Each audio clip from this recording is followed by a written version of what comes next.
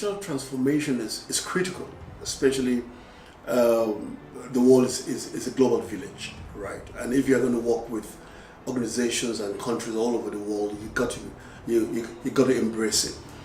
I think we as a country, we need government to embrace it, right? And to drive it. We need policies that would drive digital transformation. We need government coming in to create enabling environment in that area. One of the biggest challenges we have is last mile. Last mile has become very critical, right? Though we have the fiber optics that came into Nigeria, we haven't seen last mile. There needs to be investment. And I think there has to be compensation because of double taxing problem. Local government will tax mobile network operators to provide, fiber optics or lines. State government will tax. So that's another conversation that I think the government needs to either give the mobile network operators or the other guys within the ecosystem the opportunity to waive certain taxes for them for certain years, so that we can have last mile. I'm not very confident that our universities are connected to all the fibers, right? And that's a major struggle, because there's an example of Singapore, where the government decided to provide free access, right, to internet, and it's been proven that over 10 years it changed the economy, and if our government can embrace it, and it's very simple. I dare to say it's very simple. Is for us to see, can we help the fiber optic companies of this world and the mobile network operators to waive certain taxes for them, right? Or reduce it so that the citizenry can access internet easily. The biggest challenge we have in Nigeria is that I would say a majority of Nigerians don't have access to internet. And that, affects education itself. And if you're going to liberate an economy, education is extremely important, right? Our literacy level is not very competitive, even within West Africa, even within Africa. We're not number one. And that will really help, just changing that. So digital transformation, if we look at it from that perspective, from education, from the online markets, right, e-commerce and the rest, government has a major role in creating that enabling environment and coming up with policies, right, and also making it much easier for stakeholders within the ecosystem to play very well, and regulating it. That's also very, very important.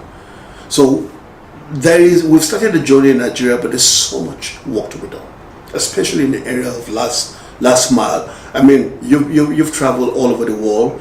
You go to international airports, you have access to internet. We struggle in Nigeria, right?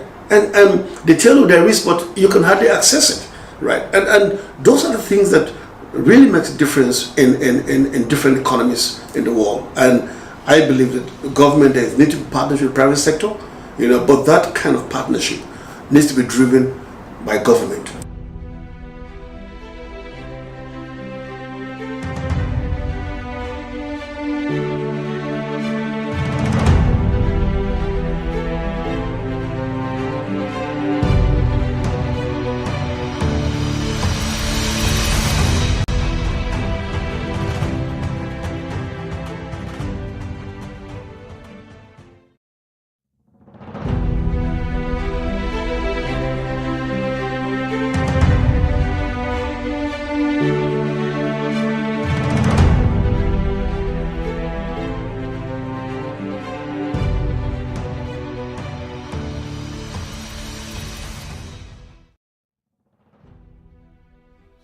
So there's an initiative, a bunch of, you could say, disparate initiatives ongoing. Some areas in the judiciary, some in government in terms of financial systems and things like that, in office automation, modern workplace, and all that. So my job as CIO and working with some other colleagues and with the support of the governor and the machinery of state is to bring all that together. Just short of 2 years ago, we produced a digital strategy. I don't know if you know about it, for the government and people of Kaduna State, which encompasses, which is a roadmap, that all-inclusive roadmap, hopefully, that outlines the basic principles. For example, we want to have a whole-of-government approach. We want to have a digital-first approach. We want to have a kind of volume framework agreement-based approach to acquisition of technology.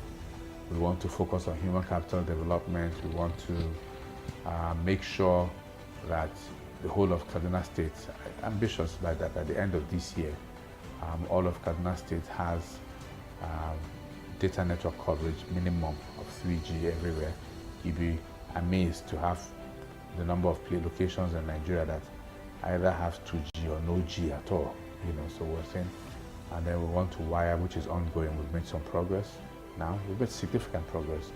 All government, key government locations, the secretariats, the governor's office, and a few other places, multi-campus, multi-tenant campuses will be wired, interlinked by fiber.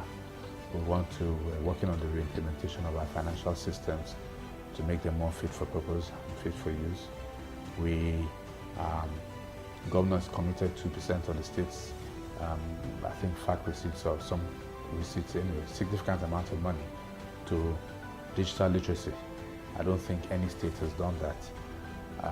I know the challenges with oil and all that at the federal level have affected the inflow of funding for these initiatives, but the intent is there, and it's a priority in the middle of many priorities. We have an intention to working towards some form of partnerships. No, we're implementing partnerships. Let me start with that. We've added 40 base stations. We're working towards, I think we have 40, we've done maybe about 30 something now across the state to improve coverage, of which Kaduna is actually putting their money where their mouth is, supporting this rollout of network coverage in the state. We have a strategic partnership with Airtel to do the other things I talked about.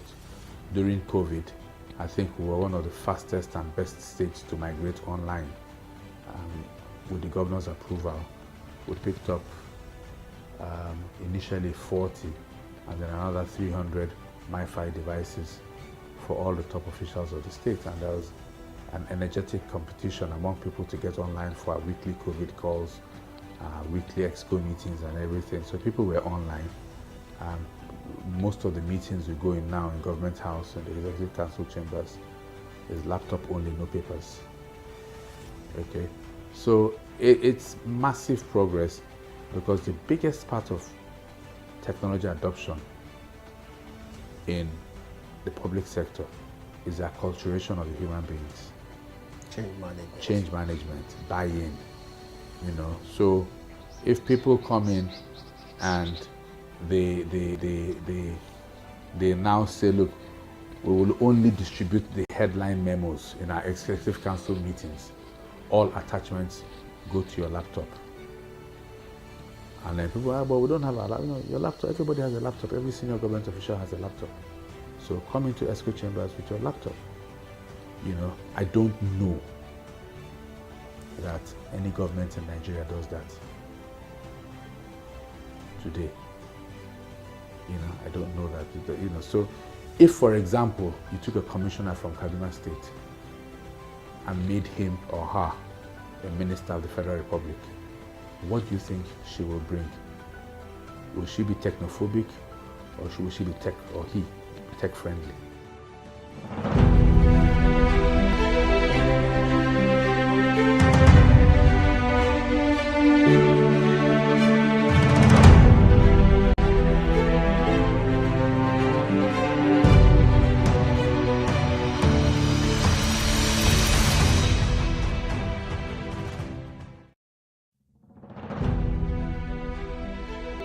I think it's again, that evolution in digital has been present in our politicking. 2 election cycles ago, you could have people talk about robocalls. Remember, it wasn't that before. Now you have people doing polling, doing internet engagement, social media engagement. You have social media warriors. You have a whole campaign running on social media, on the internet. From 2019, we could see the effect of social media. It was there. The 2015 actually, it was there with the APC and the opposition.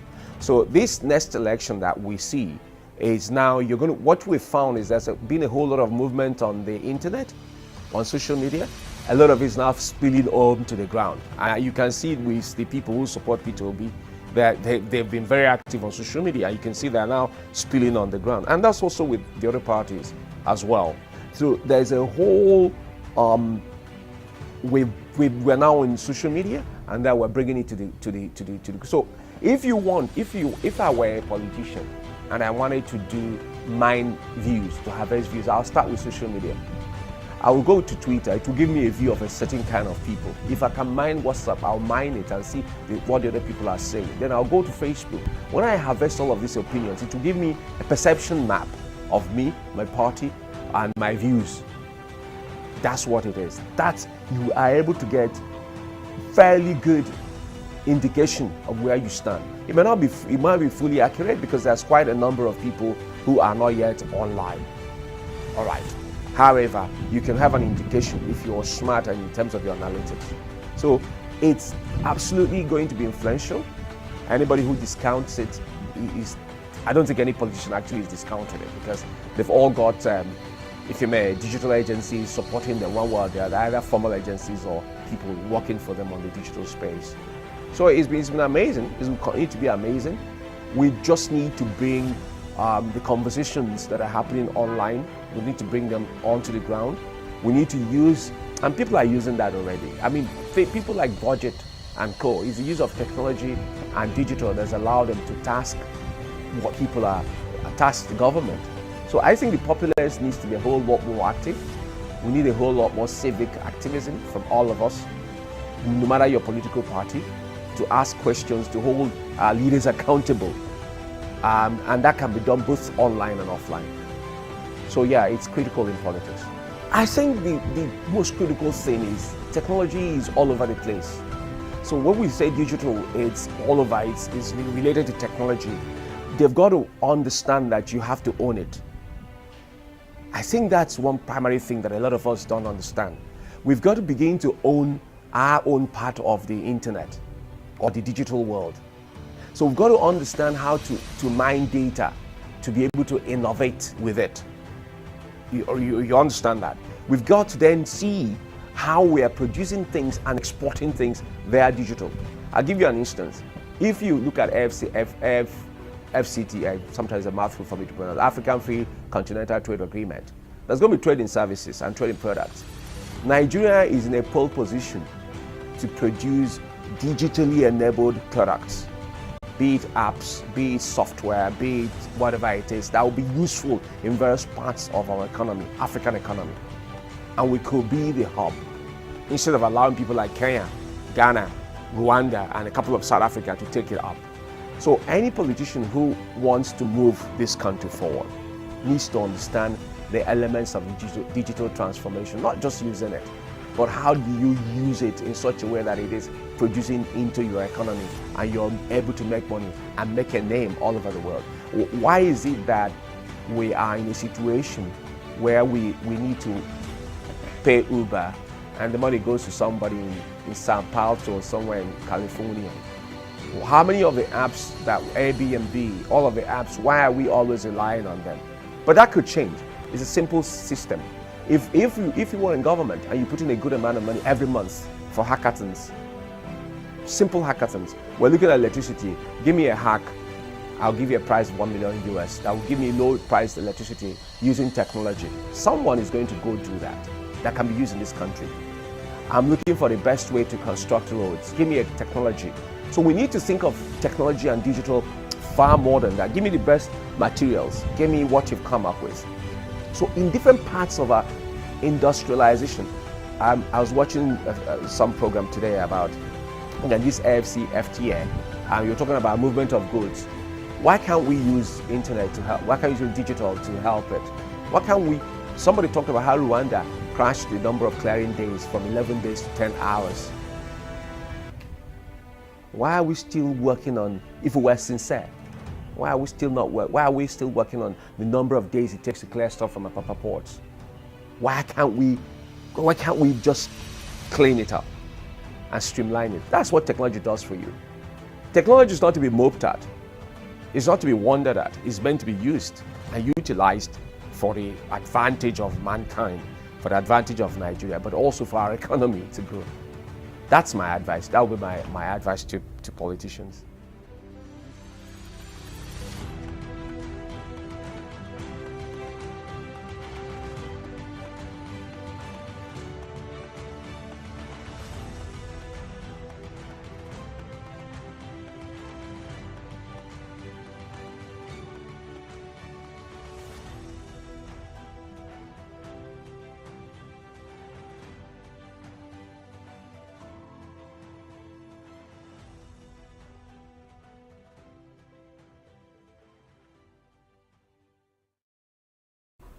I used to say a lot about that when I was in APCON. That our security agencies, there's insufficient interagency collaboration and cooperation. Nigeria has no criminal database. Somebody drives in my hometown, Oron, and he was driving at excessive speed and he was apprehended by the police. The same person leaves Oron and goes to York, behaves exactly the same way. There is no database in which the policeman at the checkpoint will say, wait a minute, you did this earlier in the morning and you're doing it here now. So he moves to Ikorakmene to Aba to where to Nisha to Asaba to Agbo, Agbo to Benin to Ore to Shagamu, then to Lagos. No way, because there is no law enforcement criminal database that you log on. You can profile someone and say, wait a minute, this guy is a serial offender as far as this particular crime is concerned, as far as this is area of infraction of the law is concerned. None. So at the Security Council, we developed that.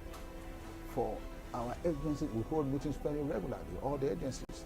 Army, Navy, Air Force, Immigration, Civil Defense, Customs, Prison, or the Correctional Service. They must interact. And your tool and my tool is a very good platform for them to interact. We provide a platform and they all interact and they will exchange ideas. The last aspect that we've been part of the area that we handle is in the area of citizen participation in day-to-day governance. Or government, the boost of government, corporate governance in government itself. We call it e-government or e-governance. Files upon files. My governor says files are not pieces of papers, they are human lives. That's a fact. But when you hold a file, inside that file you have documents, projects, programs, issues, applications, approvals. So take each file as an important piece of document in front of you, but that is actually a human being, or even human beings therein. So in our e-government, you can see the governor calls, sends emails, you send emails to him, you sign the document using his stylus. The governor is a technology-savvy person. Secretary of the government does not deal with technology, so it's to save time. Send the email, use the platform, use our e-government platform, and you interact. Right now we are doing asset management for the entire state. We are doing agile management system for the entire state. When were you recruited? When were you last promoted? When are you going to retire? When were you last advanced, in the civil service structure? When are you due to go on leave? When did you go to leave last? Why were you not promoted when others were promoted? When were you last interviewed? And when, at the time of when you're about to retire, your gratuity and pension, the agile software automated this, and it's working. We just launched it. We are about to launch our asset management. Whatever the government procures, cars, computers, equipment of government, and houses and buildings of government, all in our asset management. So government knows what is in place and what belongs to government, what is aging, what needs replacement, what needs repair. The last bit of platform, software-based platform, is our completion agenda radar. I give it that name, the completion agenda radar. This is what completion agenda radar means. All the ongoing projects of government. What is the name of the project? Where is the project located? Who is handling the project? What the time frame to get this project completed, and when was this particular contractor last paid, overall milestone payment, when is his next payment, what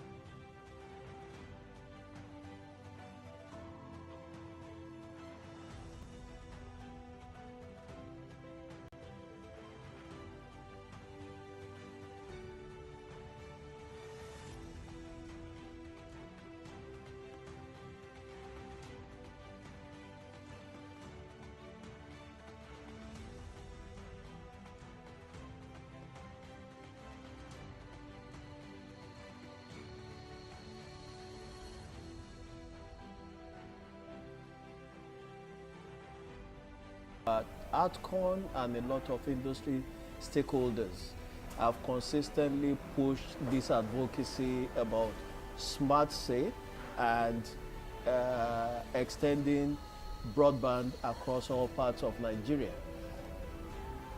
In doing this, they've pushed the advocacy for the extension of ubiquitous fiber, optical fiber cable to every state and every local government under this smart state initiative.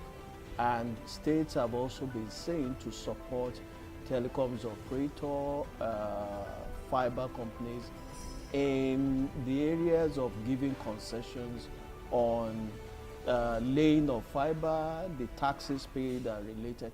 How is your state supporting this smart state initiative? First, important? Approval for right-of-way is effortlessly given.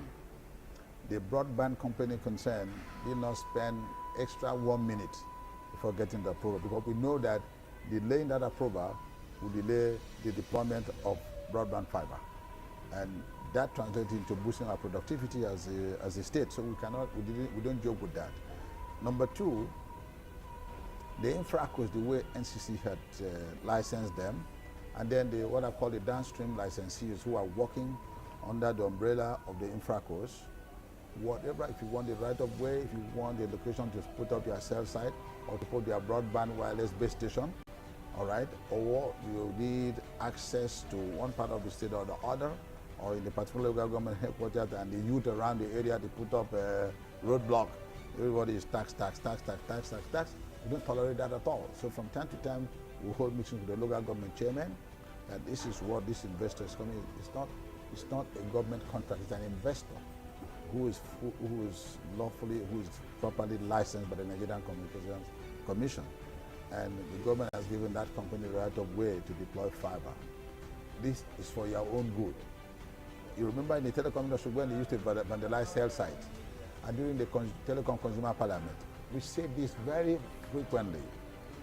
Dear citizens, do not attack men and women who go to cell sites to build or to maintain.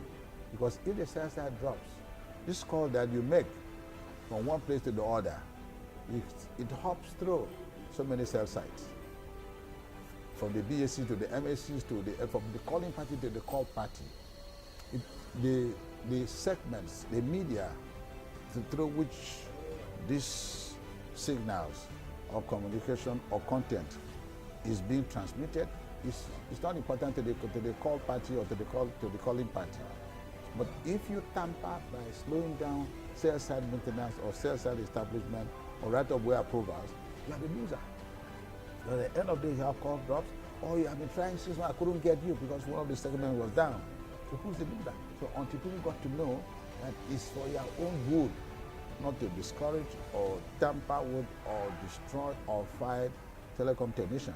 You and I know now for how many years now, you no longer hear the telcos complaining of roadblocks by all kinds of vigilante groups wanting them to pay one thing or the other. And of course, I said, I should tell NCC, if this continues, the time will come when these boys and girls in the respective local government areas will look at you, will see your telephone handset, and they say you should pay a small fee for holding a handset.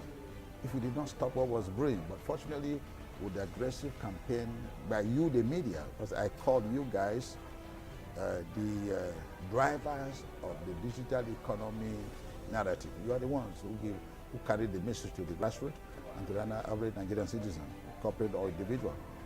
So, approvals, because that is a problem. So we have very enlightened persons who understand the industry in key positions. So we make sure that those are coming to us. Say even Cassie of Google is establishing his base in Akwa Ibom State today. We have Google Triangle that is part of the Cassie deployment. That is in Akwa Ibom. Main one is there, Glow One is there, Wax is there, MTN. So even there are some estates in Akwa Ibom State that they operate like MTN and Airtel. They are providing broadband connectivity in those estates that are just site and services.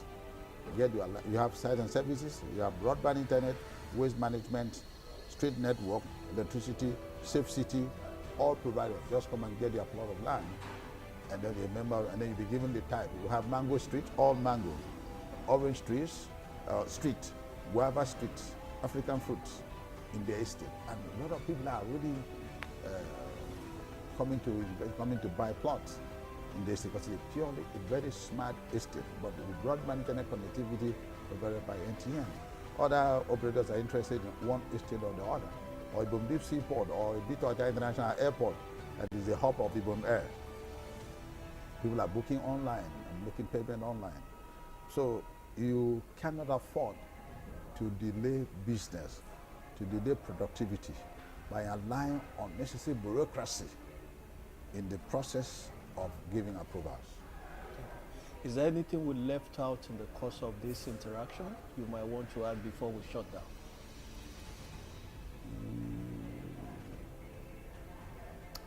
Public enlightenment, because as I said yesterday, if you, during the launch of the book on the drivers of digital prosperity, that is within the purview of the media. As a nation, as Ministry of Communications and Digital Economy, as Nigerian Communication Commission, as NICDA, our state governments, all hands must be on deck to empower members of the media. We think that because we conquered voice that we are able to make calls effortlessly, without you having to pay a lot of money or going to Nitel Exchange to make international calls, that's just 1%. Voice is just 1%. But broadband-based national economic prosperity, the narratives will be driven by the media. And they did a lot of good work, a lot of good work to amplify the GSM revolution, the telecom revolution. Today, as you see it, they drove the narratives. So that is an area that NCC, NICDA, Ministry of Communication, Ministry of Science and Tech, various state governments, we are not able to I call ourselves practitioners within the industry, operators of the industry, to give them sufficient time and attention and resources to let the Nigerian citizen to know that yes, voice was conquered, that you can make calls and have your mobile phone and having going through any stress, or make international call without going to United Telephone Exchange. But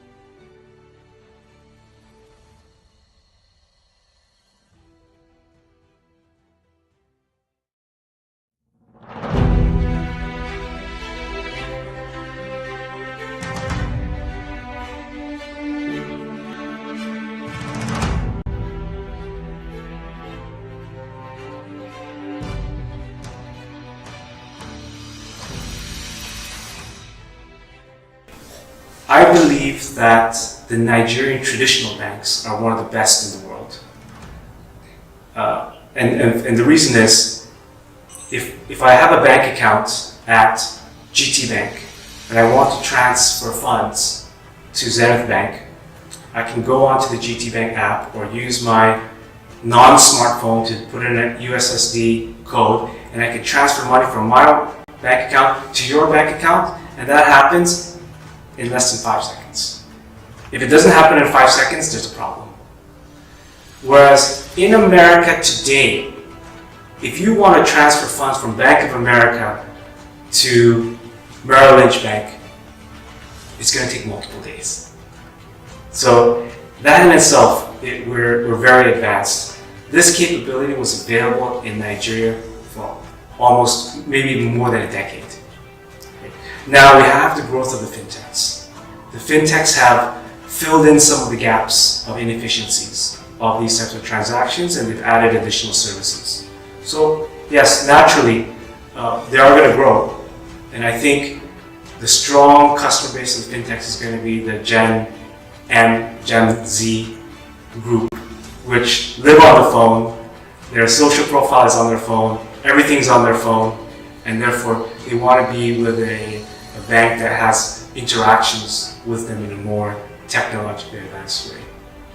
The traditional banks have an opportunity now to catch up. To me, digital transformation is a long journey. It's the equivalent of the journey of life.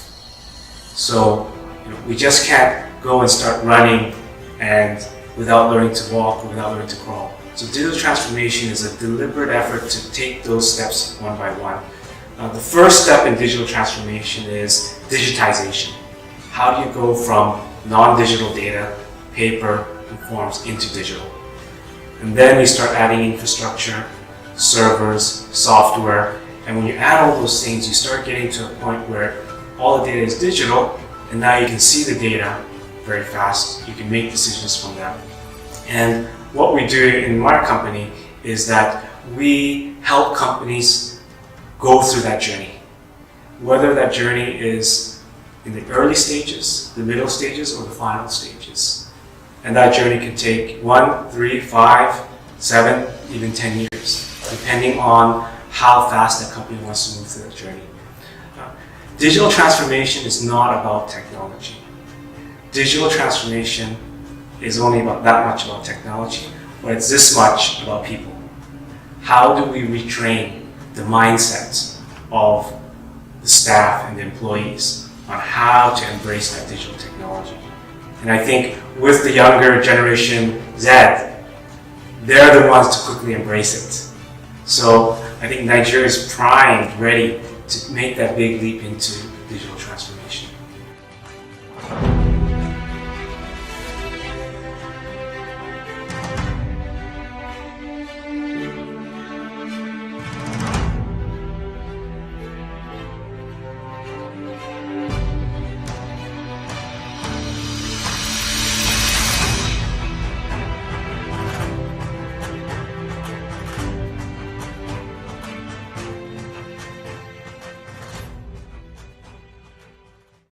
As president of NCS, let me begin first with the basic question.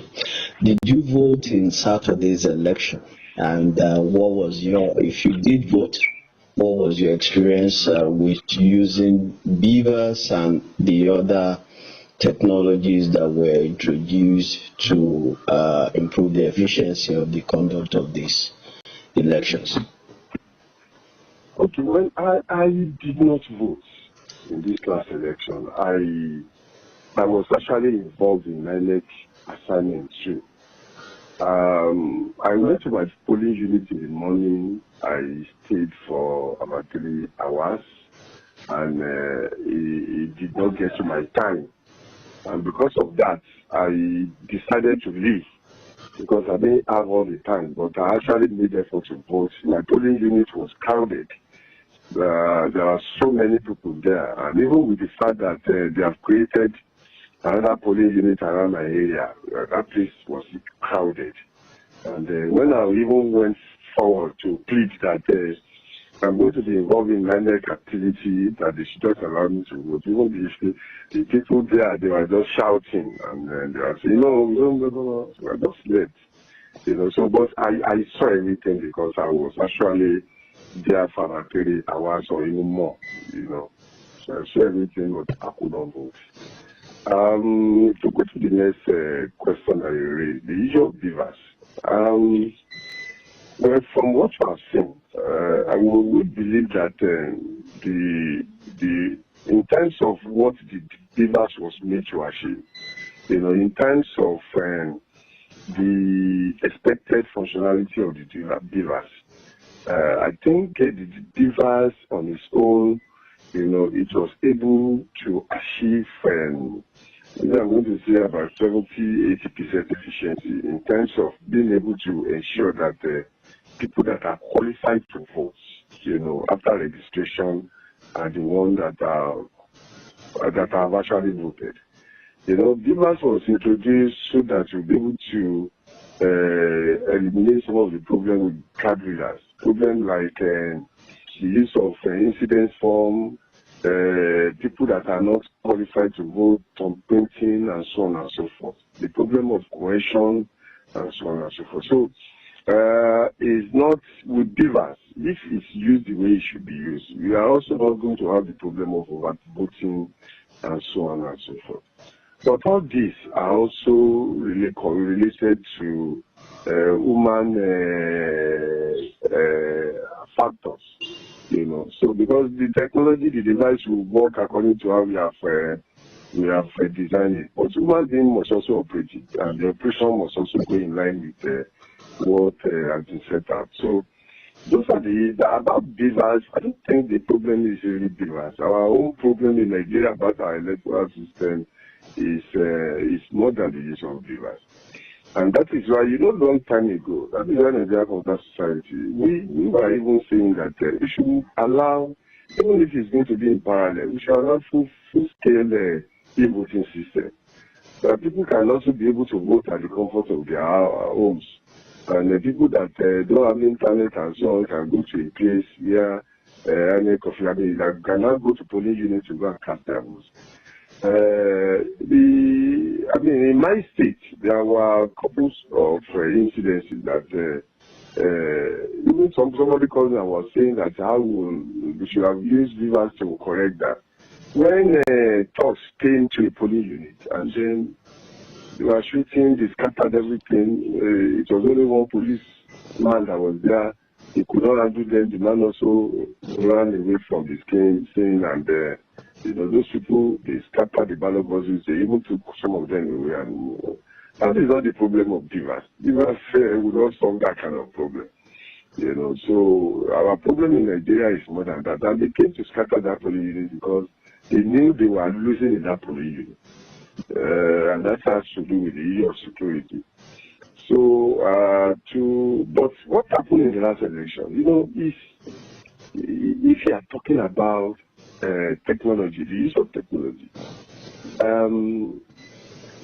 no technology is free from all these cybersecurity attack, fraud, manipulation, and so on and so forth. So, and that is why there are some processes you need to go through. You need to ensure when you are also adopting technology. Before the election, we have been making efforts long time ago. And before the election, we had the opportunity to visit INEC. We could not meet. We didn't meet with the chairman, but we met one of the commissioners, and we submitted our proposal. We submitted the recommendation that something like guide on what they can do and how NCS can also assist them.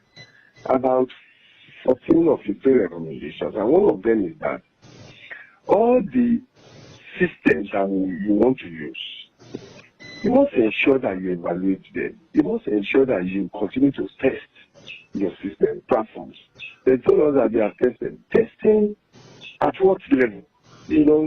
By the time we are now talking about national election, yes, you have used it in Osun, you have used it in so many other places, 2 other places. But you are talking about national election. You have to test about the robustness of your system, the stress testing. You have to look at the efficiency when you are also having so many data coming into it at a point in time, and so on and so forth. But that is one of the things we told them. And we said we could also assist them, but the issue is that, of course, INEC is like a close organization that they believe that some of the things they are doing is also right. A long time ago, before this time, the former director were not even, they don't even make it possible for us to see the chairman, but the new director made it possible. But unfortunately, we could not see the chairman.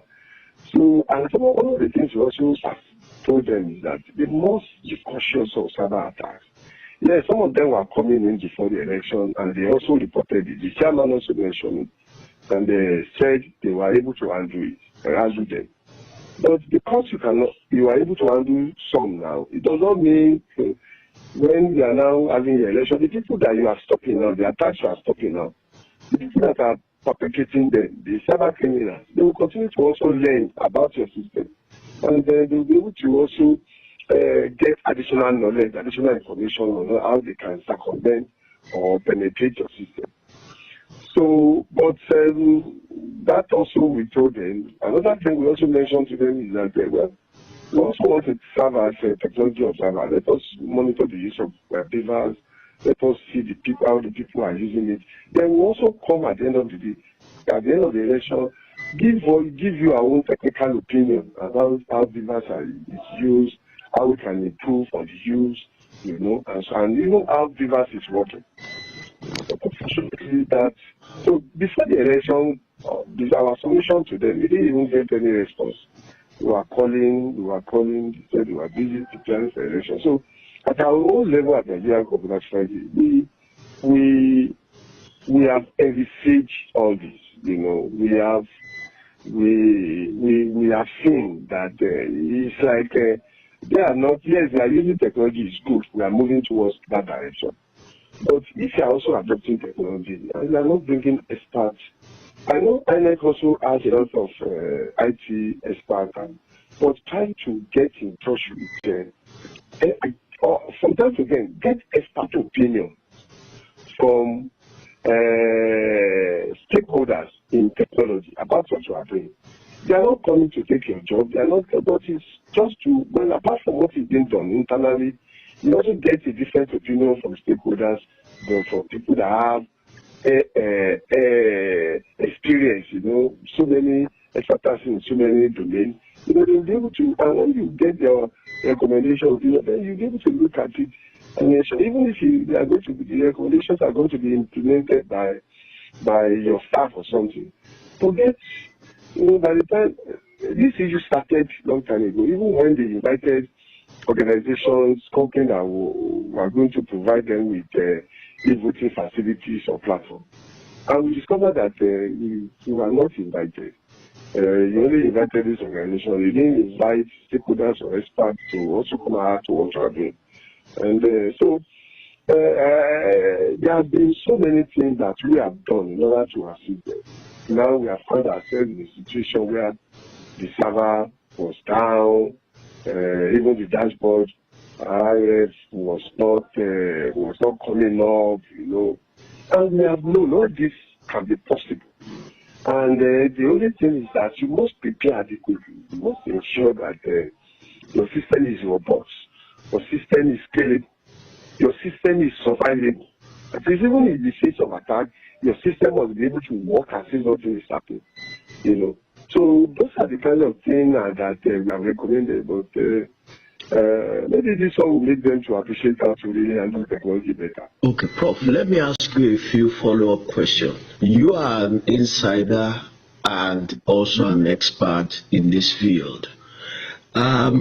INEC put out a statement yesterday to summarize basically that, okay, it appeared that their system was overwhelmed, but that they didn't suffer a cyber attack. From your own perspective as an insider, what could possibly have been responsible? Was there cases of cyber attacks that you got to know of based on your own internal knowledge. That's the first thing. Secondly, the other key issue was this real-time reporting that was supposed to have been done from the polling unit to the INEC reports viewing portal that would have ensured that as votes are being counted, okay, from all over the world, you can keep track of it on that portal. That also did not happen as promised. So can you respond to these two questions? What you think could have happened, and what are the recommendations for fixing these anomalies against forthcoming elections? Okay, well, I also heard what the chairman said yesterday, that the system did not face cyber attack. But you know that if you are not really an expert, if you are having cyber attacks, you might not even know it's cyber attack. You know, it depends on the level. You know, you might not really know it's cyber attack. You just be thinking that something is wrong with your system. But I'm not even saying it's cyber attack. But it takes a certain knowledge of cyber security before you also be able to say that the problem you are facing is even cyber or not. Yes, it could also be stress-based attack, or like the chairman mentioned, that the system was overwhelmed. Why would you be saying that your system is overwhelmed? You know your population. You know the polling units that you have. You know, you have an idea of people that will want to be transmitting results at a point in time. You know, to have all this, how well have they been able to prepare? Yes, they told us they were going to do trial election, which they did. Who are the people they involved in this trial election? Did they take samples from the people that actually served as their polling officer or SPOs? Did they take samples from them? Who are the people they use? If they have used their staff wouldn't have been the people that will conduct the election. So most of the problems they are really operational. They have to do with the technology they have adopted. Yes, I think that idea is good, but even if you have a good technology idea and the human perspective, the operational perspective, you don't perfect it, you also get this kind of problem. It wasn't that the dealers could not send results, but even the server that they are going to send results to had issue. Many of them could not send results. So this election, they are still going to rely more on the results recorded. You know, the people recorded and so on and so forth. And thank God that they did not say they were going to use online results alone. So the paper base was still done alongside with the transmission of results.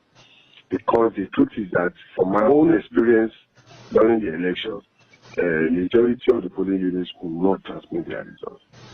Even some of the polling officers are complaining of the system not allowing them to have access to that platform to be able to transmit their results. What do you think was responsible for this inability to transmit results, if I may ask? Yes, well, I think one major reason is because I'm not going to say it's a network, because I also have information that some of them even try another network and they could not steal. I think the problem would be the system of INEC. I'm talking about the central system where the results will actually go through. You know, I'm thinking that is one of them. And of course, that is the server we are talking about. It was not, it did not have capacity to be able to take results at that time. Well, that is what I think. The second one that is not really major is the network. Because some of the polling officers actually complained that it was network that did not allow them to be able to transmit the results. But everything is about low robustness of their platform, you know. They have a distributed platform, but it's not too robust. And I thought that all this, they should have been able to evaluate, they should have been able to subject the system to a kind of test that, and that is why we wanted to be involved, to advise them on what they can do, how they can prepare adequately for this election. Yes, you cannot just say, well, we are using technology, and technology will come on its own to solve the problem. In the use of technology, you still talk about people, you talk about operations, and then you talk about policies. All these three other ones, people, policy, operational angle, will make the technology to work. Technology on its own will not be there and do magic for you. So that is what I'm thinking. It's about the capacity of the robustness of their system, of their platform to be able to use. And I want to tell you, one major attack that we call denial of service attack. Correct. Denial of service attack is an attack that will collapse your system. That will make your system not to be able to continue to provide the services. And that is what has happened.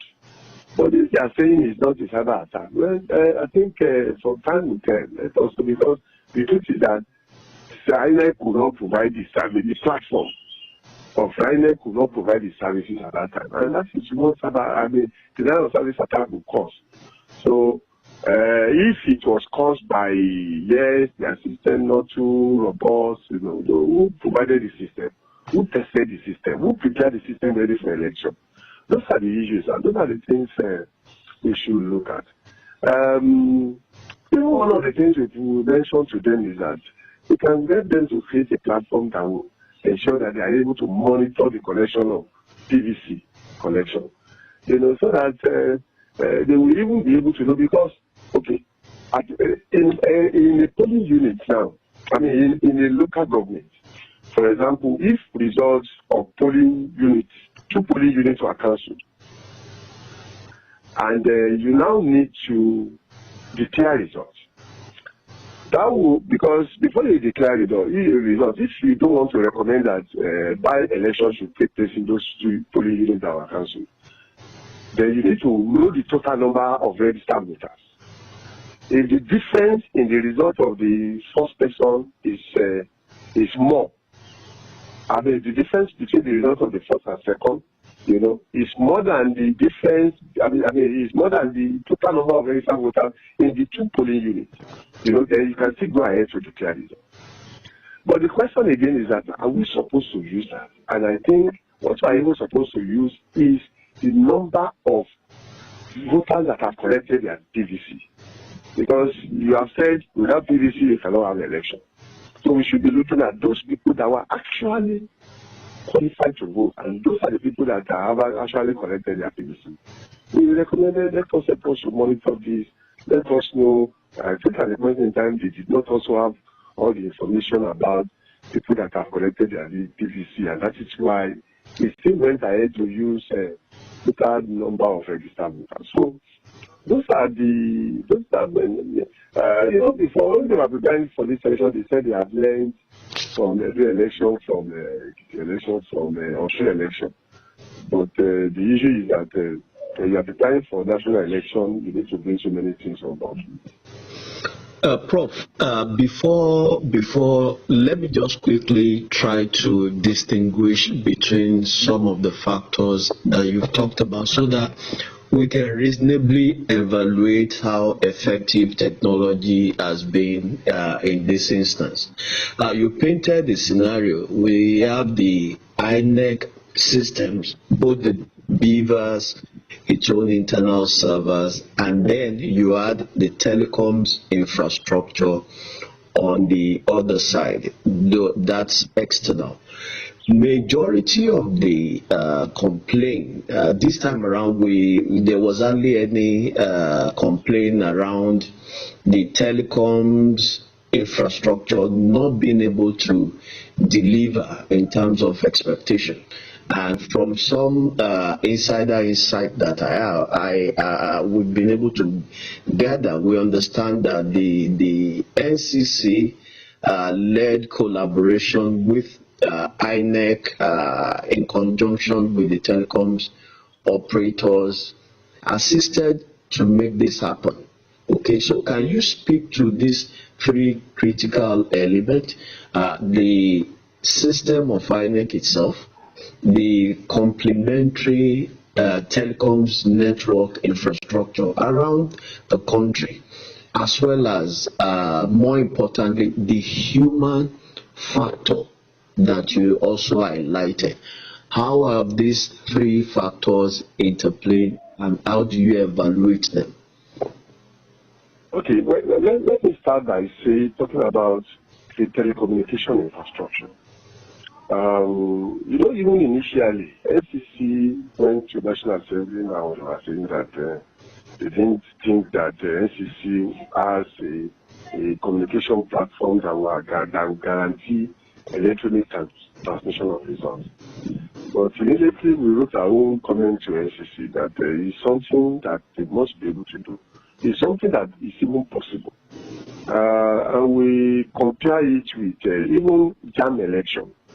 JAM examination. You know, that one also, when students finish their exam at a particular session, they must also upload the results. And they are also using this, our national telecommunication infrastructure. So, but the issue again is that there are some polling units that are remote, and of course, they make provision that even if you move to some other location, you will still be able to transmit your results.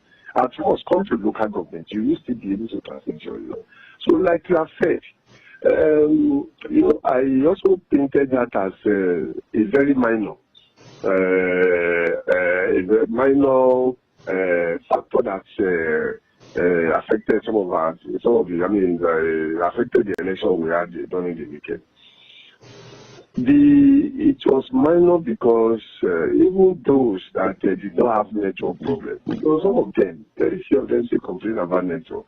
Well, but even those that had network problems, many of them still could not transmit their results. So it is more of the problem INEC has, and we have to get them to let us know the problem. They are saying it's about capacity. Tell us the testing you did on this system. Tell us the results you got. Tell us how you conducted your testing. Tell us who are the people that assisted us or assisted you to do this testing. You know, you cannot, if you want people to assist you, you must be open. You must know. I have said later in the day, I'm also still going to call the director of ICT. The new director, who is also our member, to find out, to get details of what are their challenges, you know, and let us know how we can come. But the server, the system, the platform of INEC is really the major issue here. Then let me also talk about the human factor. But from what I have said, I did not really see the human factor in terms of the operation of diverse recorded results that will affect the result of the election. I did not see that, because Beavers still came with a record of people that are qualified to vote, and the good thing this time around is that after your accreditation, unlike what we used to have when we are using Candida, that after accreditation, everybody will go back to sit down, and they will not give us another time we can come to vote. So after accreditation, immediately you go to vote. And if you want to leave that environment, you can leave that environment. So it makes it easier. Do accreditation, vote, and go. And the system, Beavers, you also record that after accreditation, it has noted that you have come to vote. So we have record of those that have voted, you know. So they are not supposed to also disclose those people that have voted, but we have the record of people that have voted in all the polling units, because they have our record, our fingerprint, our photo. So they have the records of people that have voted radio. So that is, we have data, unlike before.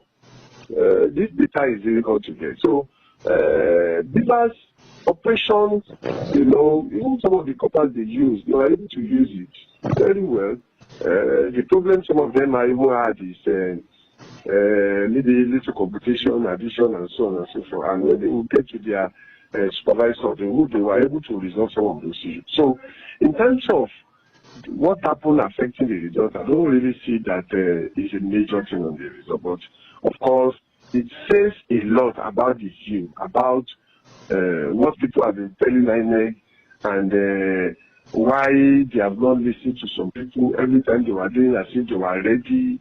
Even the declarations of people a day before the election, people were saying they are not sure whether the election was going to hold because of their level of preparation. Even they still go to some of the polling units late, but we are thinking we will have gotten more than that. But, towards the election, there were also so many issues in the country. The issue of data design. INEC was carrying out the needed cash, but eventually they were able to get it late into the election. And there could be all other things that have also affected INEC. But that is not before us. What we used to hear from INEC, that they were ready, the election will go on, they have gotten all the things they needed. So, the human factor, I'm not going to say it was challenging a little, but what was also major challenge for that election is also operational, inability to be able to do their processes, some of their processes, the way they should do it. Look at the entire election they did. That I got to know, I might not be right, that they were transmitting dummy results, dummy data, that the size is very, very low, and you are doing it for sample. If you are doing something for sample, you should even be transmitting large amount of data. That will, for example, you want to transmit the result from Osho. Estimate the data you can do. You want to transmit in Osho during the main election. Divided into number of polling units that you are taking as sample. Then transmit the result at that time, even at the same time. See the effect on the platform. But even the process was not, and we try to caution them in some of them that when you use dummy, try to be real as much as possible. Even go beyond your estimate, so that you'll be able to know how robust, how efficient the system will be during the election. So that is why I'm saying that it's about their operations. It's about the people that help them to design all these processes. We also evaluate processes. If you are, apart from evaluating technology, let us evaluate the processes and let's see whether the processes you have actually put on are actually good and are the best that can help us to guarantee the free, fair, inclusive, conclusive election that INEC has been preaching. Okay, Prof, let me just ask a final question before we round up. What then? We have the gubernatorial elections just a fortnight away. So what then would you recommend as remedial measures that the Computer Society would provide to or in terms of suggestions and recommendations to INEC, such that based on the lessons and learnings from this presidential election, that can be taken care of ahead of the next polls? Yes, INEC must critically evaluate and test their platform. And that's number one. And they must get right people involved in designing the method, the methodology to do the testing and evaluation of the system. It's not just possible for us to recommend that they can also do a trial election before that time. But if they do the kind of testing that are necessary, they will not really need to do it. They need to take their platform. And testing their platform is not that with this problem they had, somebody will now say the server is back tomorrow, and they go to sleep that the server is back. No. it is continuous testing of that platform they will do until the time for the election. And I know INEC has also spent a lot of resources on attack detection system, cyber attack management system. We need to also evaluate this cyber attack management system. We need to also, the people that are operating these platforms, in the human factor angle, we need to try and identify them. And do you know something? And that is why we said we wanted to serve as technology observers. We wanted to really look deep into their operation so that we can advise. I'm not going to condemn INEC. What is important to a society like us is to ensure that technology are adopted, are deployed, are used the way they should be used. So this is encouraging people to use technology, and people are still having this kind of experience. Even as an expert in that field, you want to close your eyes because we challenging you. Yes, we use this as what kind of election did you see have? You know, yeah, we are doing electronic transmission of the results. What kind of election did you see have? You know, so we are really concerned as a body. So we want them to majorly. I don't think the telecommunication infrastructure is our problem. Majorly, they should look at the operations, you know, in terms of the policy procedures, methodology, in doing all their major activities. They should review them. They should go do proper testing, critical testing and evaluation of all their platforms, of all their systems, you know, and ensure that they continue to ensure adequate protection on their database and all their electoral information system. And again, finally, I want to say that members of NCS can also assist. We have submitted our recommendation, and they should try and look at our submission to them. Let's then see. They may not even take everything. Let's see how we can assist. How we can. The truth is that some of our members are still even saying before the session that the portal, the system of INEC, is still not attack-proof. You know, so I don't know what they have seen because I did not. I'm also a professor of cybersecurity, but I've got on my own. You know, it's not ethical to start to probe a system without getting permission and approval. You know, it's outside the law, so you cannot just try to probe the system. But obviously, if our members are also engaged to probe the system, to drive that system and be able to come up with identified vulnerabilities if they are available. But if they are not, we also be able to tell them some of the minor things they have to do, you know, in ensuring that the system is protected from more forms of cyber attack.